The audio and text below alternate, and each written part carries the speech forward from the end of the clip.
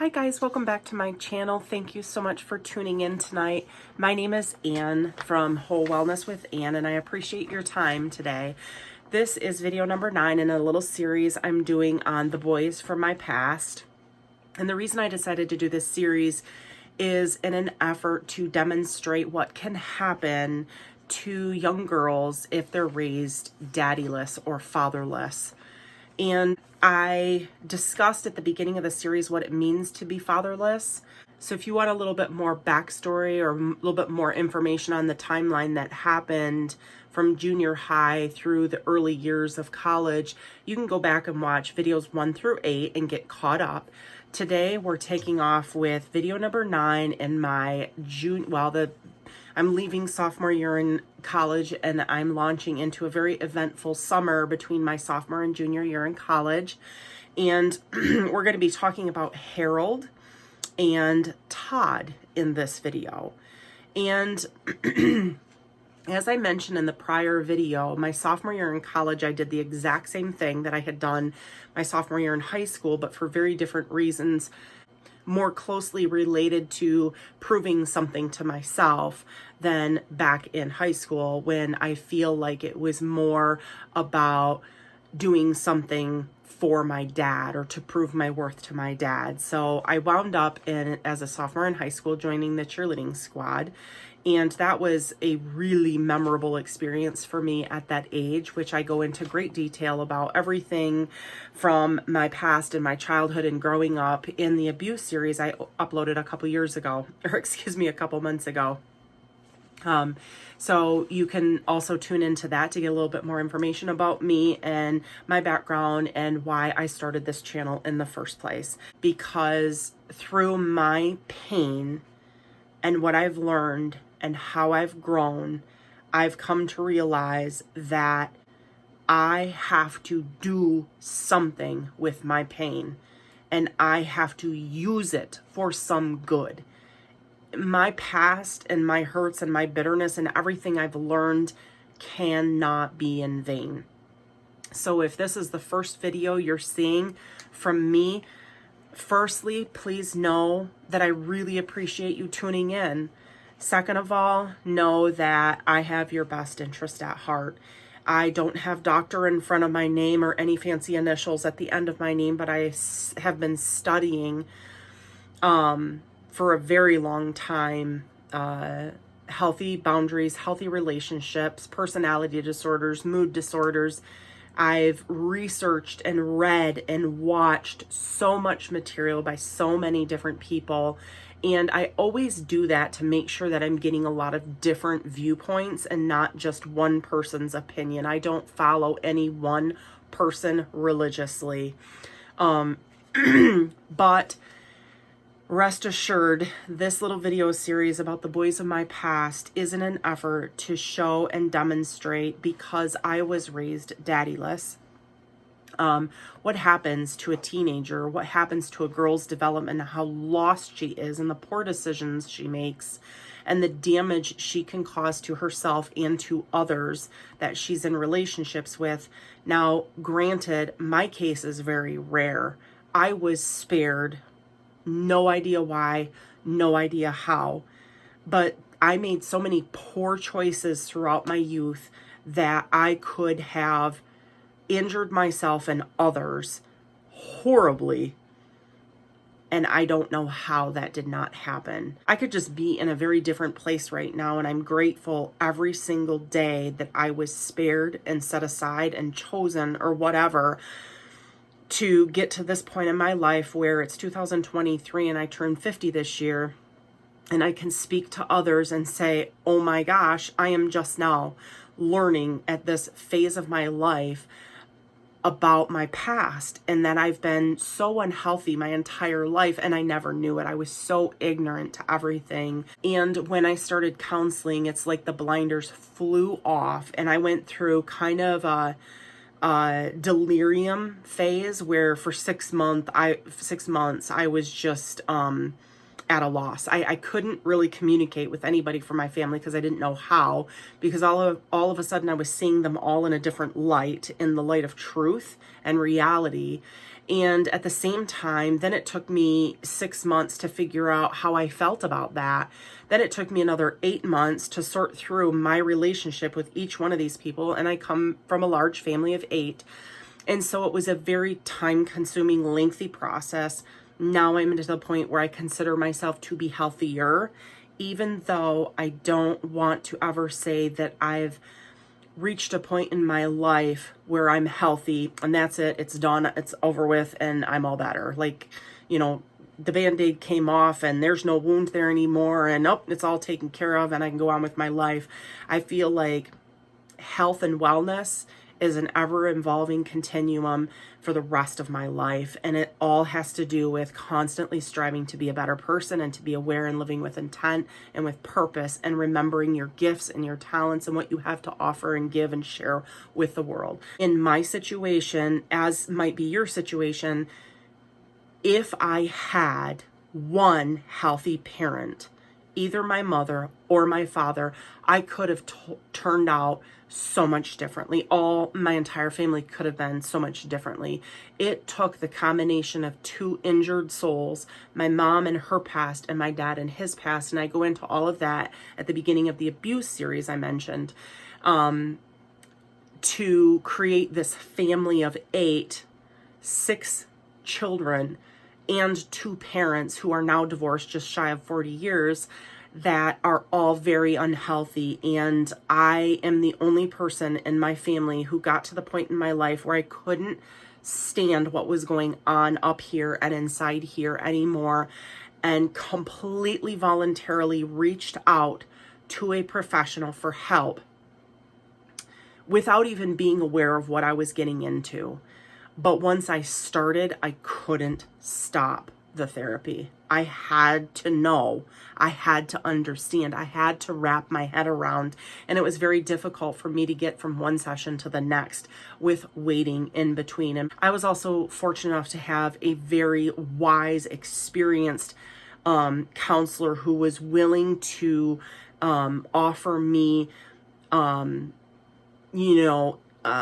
assistance and guidance and support in between sessions. So it was an exceptional experience, and I am so grateful. And my counselor, when I graduated from counseling, I will forever be grateful for his faith in me and my mental health and emotional health, and graduating from counseling with his blessing. We're going to get started here at the end of the last video, number 8. We left off with my sophomore year in college. And by that point, when I left sophomore year in college, I had been dating Harold, who was a very debonair, good smelling, good looking, gold jewelry wearing, fancy man, I guess is what you could say. And I did not even like him. I'm embarrassed to say. I don't know why I was with him. I often joked in later years with my sister about how I only dated him because I liked to brag. Look, he was like a trophy to me. Look who I'm dating, to the outside world. I was trying to impress people.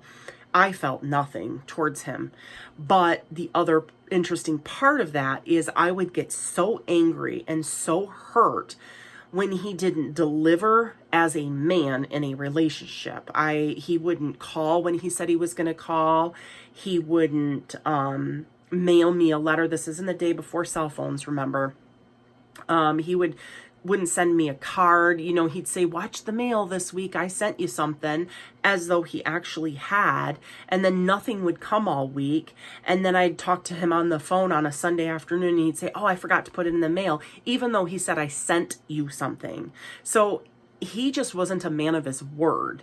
I was developing this habit of partying a lot. I loved the social scene and all the friends I had, and being busy and going and doing and having, so many activities going on that I could pick and choose from a multitude of options depending on what my mood was and who I wanted to hang out with.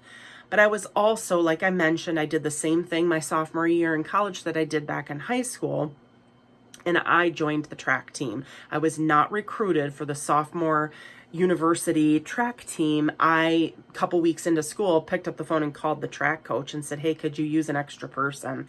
I mentioned this last video, for the life of me remember what motivated me originally to do that. I can just imagine and guess that it was because I still felt that stirring inside me where I was like, what am I doing with my life? Why am I here? Because as you know, if you've watched some of my other videos, I didn't go to college to get a degree. I went to college, number one, so that I would have something to do after graduation, because my dad was hounding me for a career choice, and what I was going to do. What was I going to do? And the other reason I went to university is it was 3 hours away from my hometown where I grew up, and I needed to get away from my parents and my home life. So my two motivations for going to university were polar opposite from what most college students go to college for, at least mature and healthy college students, college-bound students. I don't think I was special in that respect alone, but let's just say I was completely disconnected from reality at that age and at that time of my life. And so by late spring, sophomore year in college, things were wrapping up. I was partying, I was on the track team, I was dating Harold, I was very busy, and I never competed in any track team. I wasn't on the travel team because I just wasn't that good, but I was good enough to be on the team, so that was enough.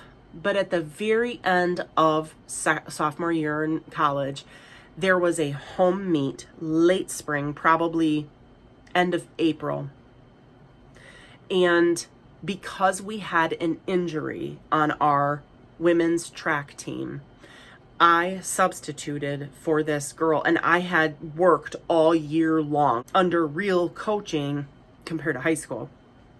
I had improved to the point where that final home track meet that we hosted at university, I was called in to replace this injured women's track and field competitor, and it was in shot put and discus that I was competing in. What do you know? But I placed in that track meet at university level. I placed 4th place at that meet. I wasn't even 5th. I was 4th place, and I got a medal for it. And I couldn't believe it. I was so proud of myself at that time.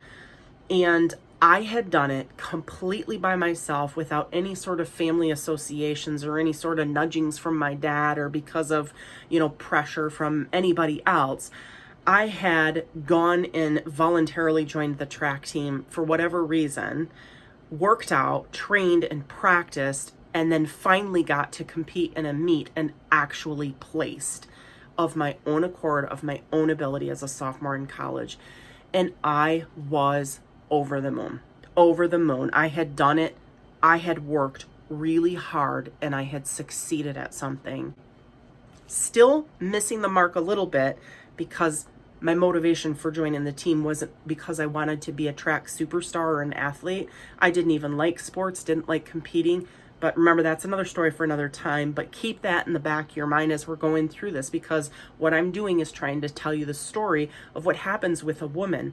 She's so lost, a young woman, when she doesn't have that strong, loving male role model in her life, and she's fatherless. So even though I had succeeded at this little thing, I was desperate for connection with my dad throughout my youth, preteen years, teen years, young adult years.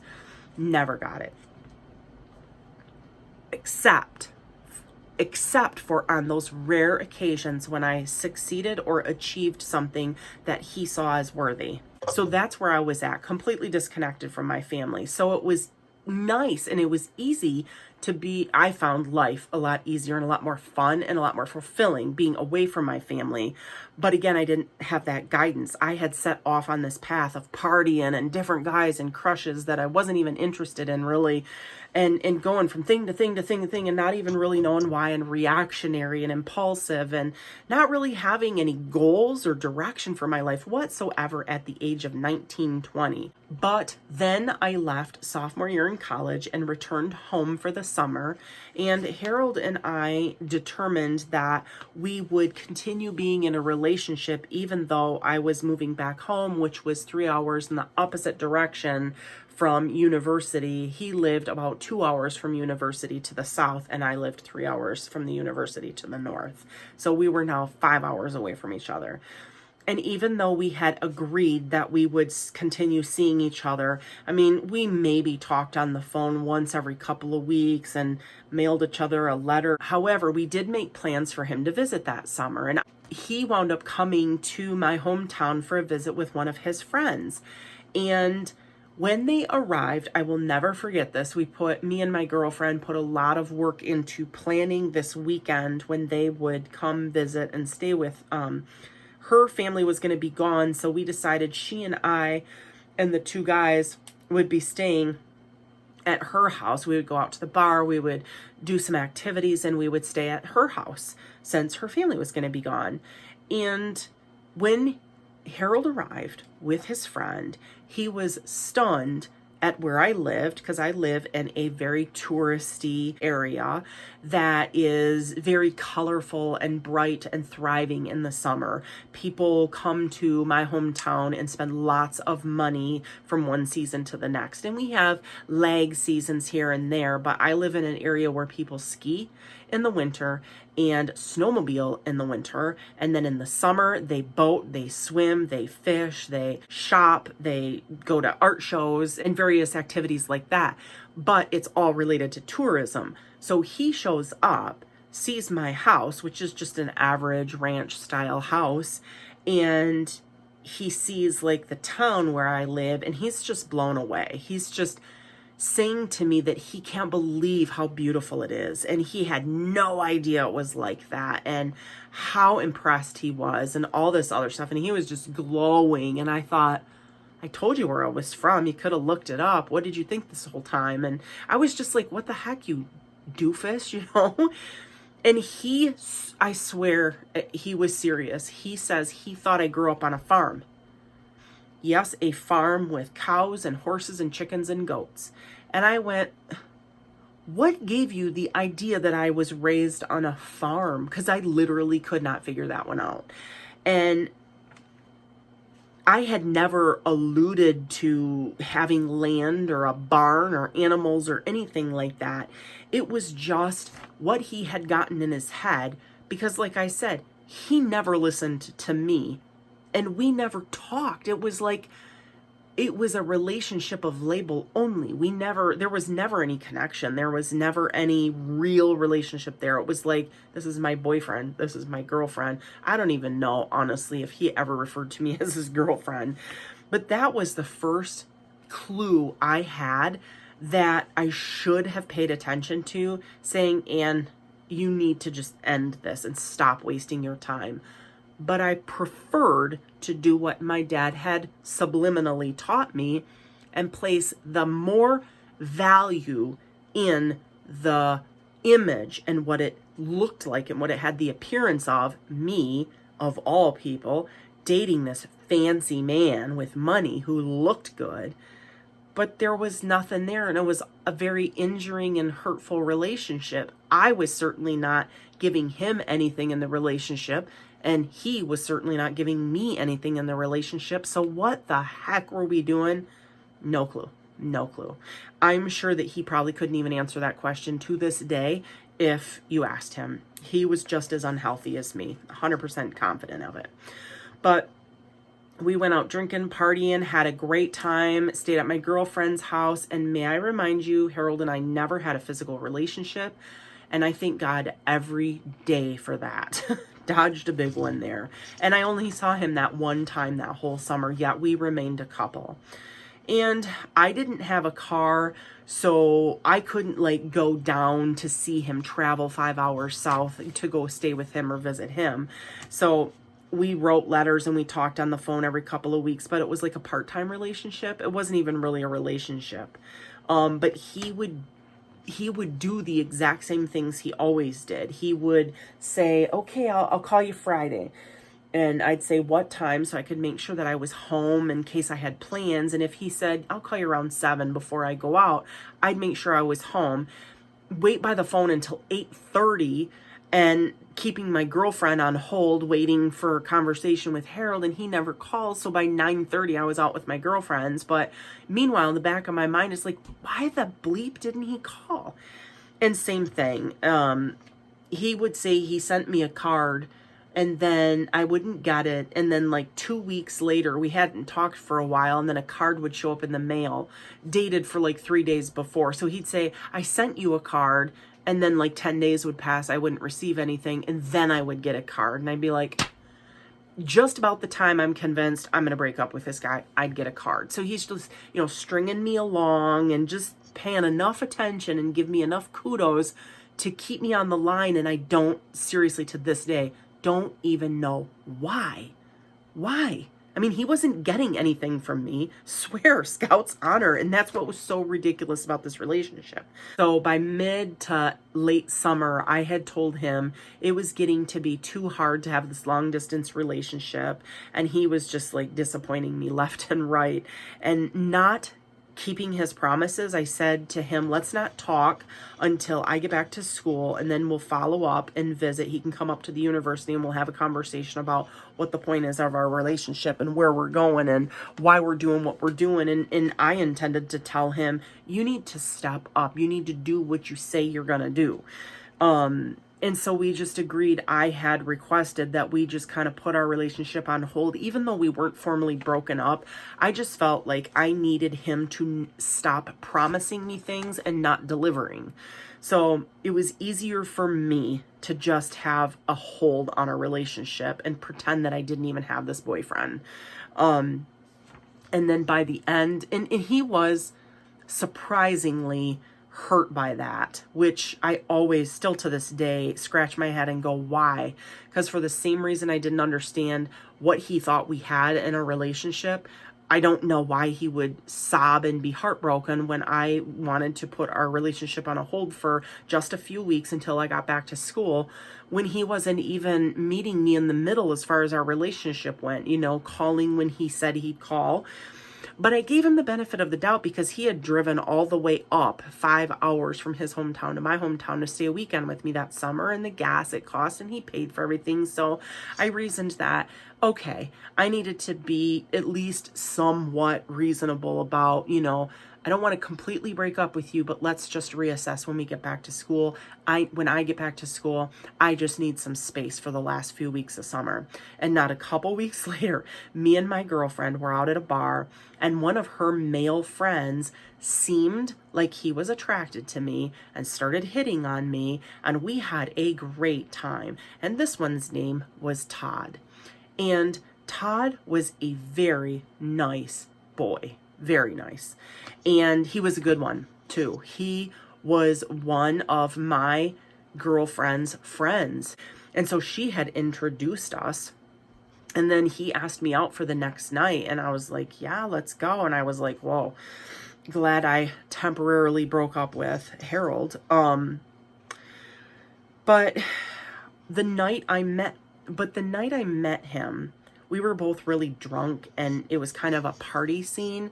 And so the next night when we went out, it was very quiet because we were both sober and we didn't know anything about each other and we didn't talk. Like, it was a very uncomfortable date.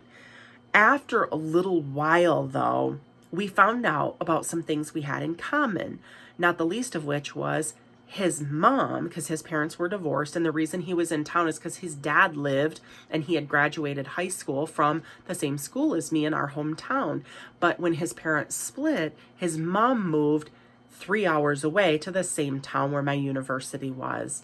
And so we actually made plans to get together when I went back to school.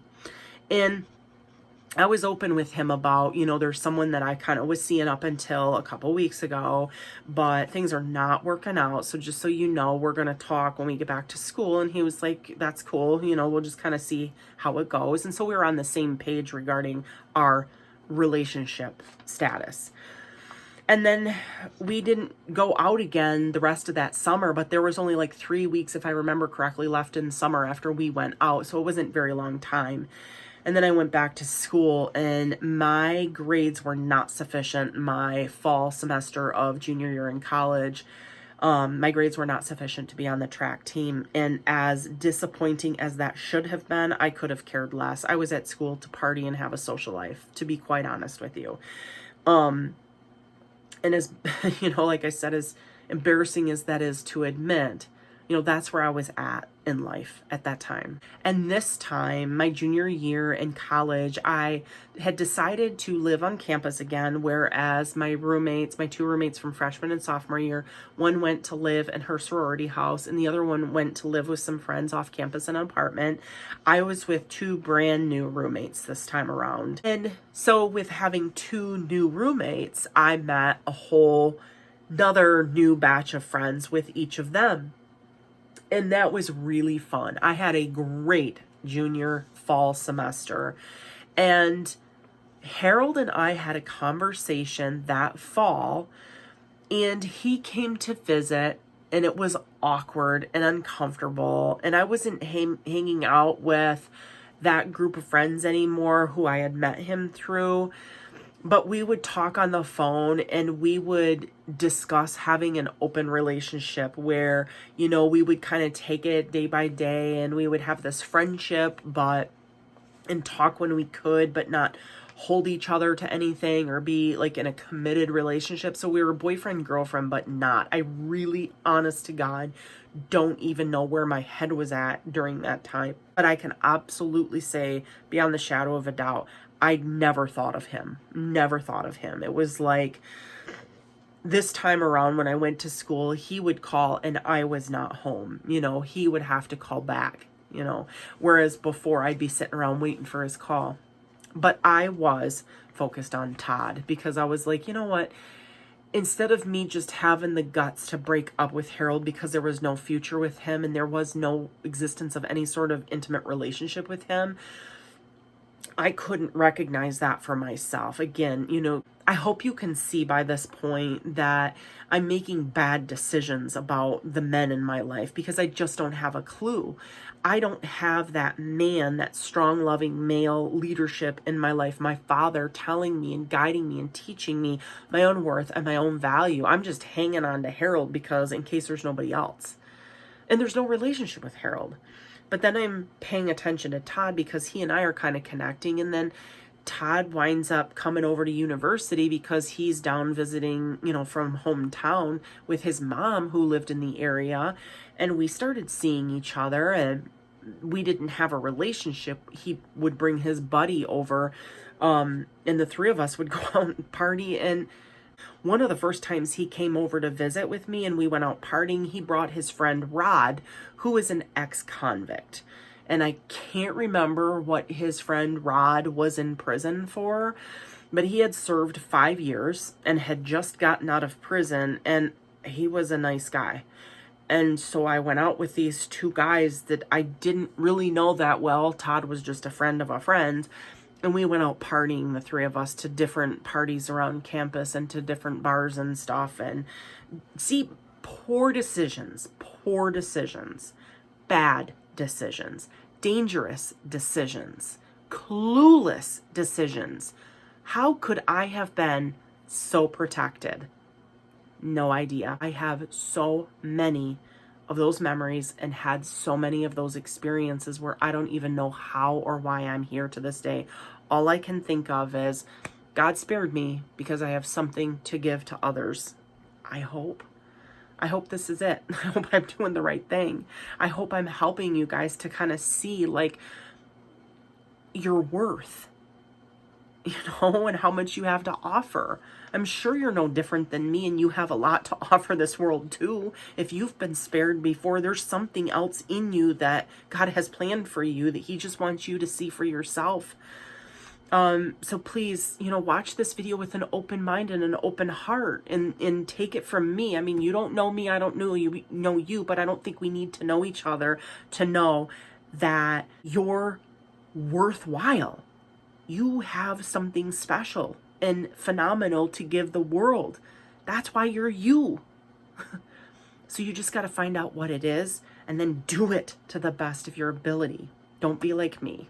Don't be an idiot until you turn 50, especially because I imagine probably a lot of people watching this are not quite 50 yet. You're a lot younger than me, perhaps. So take it and run with it. So enough about Todd and Harold. I'll be honest with you. I partied on and off with both of them, and I had a huge crush on Todd. By the time the end of the semester came around, I had tried to talk to him about advancing our relationship, and he wasn't really budging. Yet again, another guy that I had a crush on for no reason whatsoever. No idea. He was a nice guy, I think. There was not anything else special about him other than he was a nice guy. Like, I don't know what he did for a life or what his goals were or if he wanted a family, or he was just a drunk and a nice guy. So you could see what great choices I was making at that time. But it was approaching semester break, and before I left school, Todd had told me on the phone one evening that his mom was hosting a New Year's Eve party prematurely, a Christmas New Year's Eve party at her house prior to the time I had to leave campus. And he was inviting me to this party, and he said that we could party all night long there. There was going to be a bunch of people there, and we could just crash there. I wouldn't have to worry about getting back to university. And then he actually had said that a couple days after the party, when I was due to leave school to go back north, he would take me back north because he was going up to visit his dad in the hometown. So that was something I was really looking forward to, is the weekend partying at his mom's and then going back to our hometown together. And the night of the New Year's Eve party came, and he was going to come pick me up at 7 o'clock or something like that. And 7:30 rolled around, 8 o'clock rolled around, 8:30, and I'm not exaggerating. I called his house, his mom's house, 3 times between 9 and 11 p.m. looking for him. And his mom answered the phone, and each time she said, "No, he's not here. No, he's not here." And I was like, okay, but she didn't know where he was at. And this is, again, in the day before cell phones, so I couldn't like call him and say, "Are you on your way? Are you stuck by the side of the road?" or anything like that. He was just a no-show. And the third time I called was right around midnight. And I am not kidding you. I sat by the phone waiting for him. And by the door, by myself, alone, in my dorm on a Saturday night, waiting for Todd. Red flag. Don't ever sit around waiting for someone to have a relationship with you and put you in a position of priority in their life. Please don't do it. If they don't choose you, they're not choosing to put you first. They're essentially putting you last. But in this particular case, I couldn't even try to reach him by his cell phone because cell phones didn't exist at that time. So my only hope while I was sitting there by the phone was that he literally was in a car accident or in a ditch somewhere. And that sounds horrible to hope, but that's where I was at. That's what I was left with. And then he completely no-showed. I went to bed around 1:30 that night with no phone call and no idea where he was at or what had happened. And then a couple days later, I got a hold of him. I called his mom's house again, trying to track him down. And I said to her, "Where is he? Is he okay? He was supposed to come pick me up last Saturday night to go to your house, blah, blah, blah." And she and I didn't know each other. And I was just fit to be tied because I was like, what is he doing? He was this nice guy, and now he ditched me and hasn't called me. And all she said to me is, and she didn't even need to say this, but I appreciated it so much that she just said these few words. She said, "Todd's got some stuff he's got to work through and that he's got to take care of. And he feels really bad that he didn't show up on Saturday night. When he gets his head straight, I'm sure he'll reach out to you." And that's all I needed to hear, because at that point I was like, screw you. I was so angry and so hurt. But I'm the one who put up with it. So I was home on Christmas break by the time he did call me. And we actually did have a good conversation because I chewed him out and said, that is so unacceptable. And he was sober by that point, and he said he has an alcohol problem. And he and his buddy Rod had stopped at the bar on the way to pick me up that night, that Saturday night before. And a couple weeks before. And he said that they got partying and did a couple of shots, and then he was too drunk to drive, and he thought Rod would drive, but Rod got too drunk, and so there was no one to come pick me up. And then he felt horrible and embarrassed and humiliated about standing me up, and then he blew me off for a couple of days so he wouldn't have to deal with it, and he felt ashamed. So as much as I appreciated that, I knew that I had had it up to here with men, and I just said, "You're a nice guy, Todd, but I'm over you," basically is what happened. But in that same conversation, I told him about the letter I had received, and I had not even told my family, my dad specifically, because I knew my dad would hate me even more than I felt that he hated me by that point, because I had flunked out of college, my junior year in college after my first semester. I wasn't there for the classes. I wasn't there for the grades. I was just partying and have a good time, great social scene, and be away from my family. And in that conversation with Todd, I said, "I don't know what I'm going to do." And he said, "You know what you could do?" And this is, I think, honestly, why Todd came into my life, why he was brought to me. For this one reason. To get me to the point where I was like, "Ugh, boys, I'm fed up. I'm not dating you," and trying to make the right decision. That was kind of a right decision to make. At the same time, I know that had he apologized in the manner that he did and then said, "I want to date you," I would have taken him back just like that. But he never said that. He apologized. I think he respected me and he liked me and he wanted me as a friend. But he knew that he wasn't going to be able to have a relationship with me or sustain a relationship with me. And I will forever be grateful for that. Honestly, because I could not have ever stayed with him. I couldn't have. I would have been more destroyed than ever. But in that conversation I had with him, I remember saying, "I don't know what I'm going to do. I can't stay here at home." I was on Christmas break, remember? And my parents and my family were still, they were just driving me nuts still. I was such a loser, At least I felt like I was a loser in their eyes, and it was confirmed by the fact that I had flunked out of college, confirmed.